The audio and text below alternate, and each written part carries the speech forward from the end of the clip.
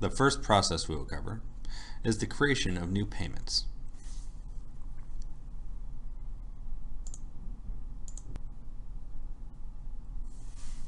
In the process section, you can enter the customer name, choose the type of payment it is, and the payment choices in this menu will be limited by the permissions of the batch. And then you can choose the amount. We'll go ahead and select a customer.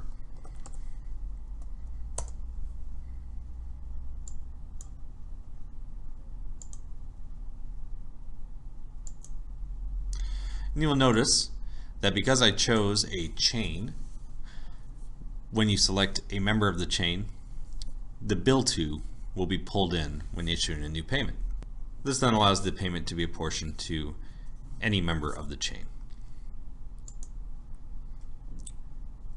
I will choose to enter a check, so I'll put the check number in here and the amount. Hit enter, the add button highlights, and I hit enter again. At this point, you will notice a few things happening. Number one, the payment appears under the new payment section. Number two, the batch information section shows that I've entered $5,500. And in the deliveries charges section, you will see the open invoices for that customer. You will also notice that because I'm using a chain, all the members of the chain with open invoices show up on the deliveries and charges section.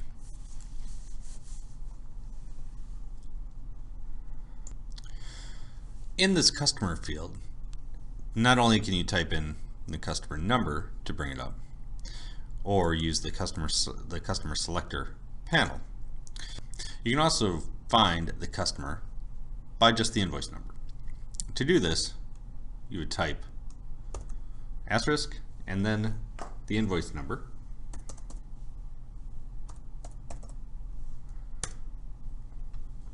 That will bring up the customer that the invoice is associated with. And from there, you can enter the payment as normal.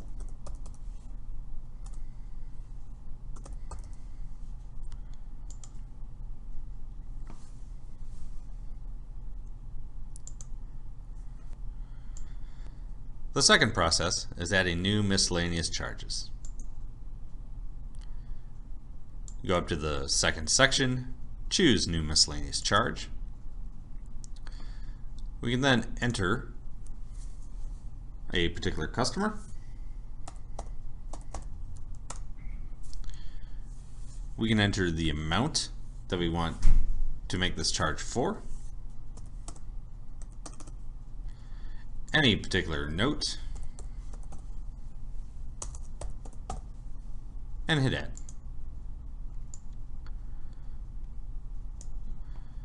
And then after we add it, you'll see that under the number one, this section for payments and credits has now shown payments, credits, and charges because we are adding a miscellaneous charge. Then you will notice the customer that we entered it for here in this section, and then miscellaneous charge with the note beside it. The third process is applying prior payments and credits. This process will allow you to bring up a customer with open credits so that you can then apply those payments to open charges. You can also include all documents with a zero balance in case you need to unapply any payments or credits. As with the other two processes, we go to the top of the second section and choose Apply Prior Payments and Credits. You'll notice that when this is done, the third section reverts to all payments and credits and eliminates the charges. The fourth section still maintains deliveries, charges, and credits If you wish to make this readout simpler, we can choose merely deliveries and charges. This customer field allows for the Find Customer box, as you see here.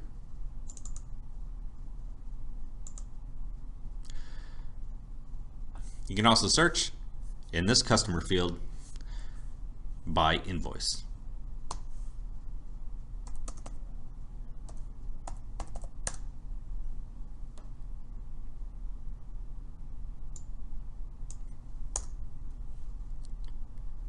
You also have the option of showing all customers with credits.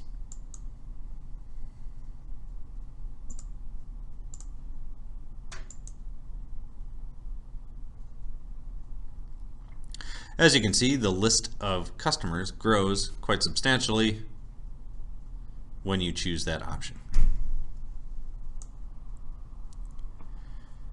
You also have the option to include documents with zero balance for our customer.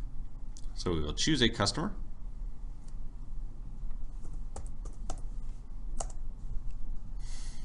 And choose a date range for the documents with zero balance. If you do not include a date range, it will bring up every document with zero balance. We go ahead and hit add. As you can see, it brought in 2 documents with a zero balance for this Colton Golf Club. This is helpful to unapply payments from an older payment source that can then be applied to a different open delivery or charge.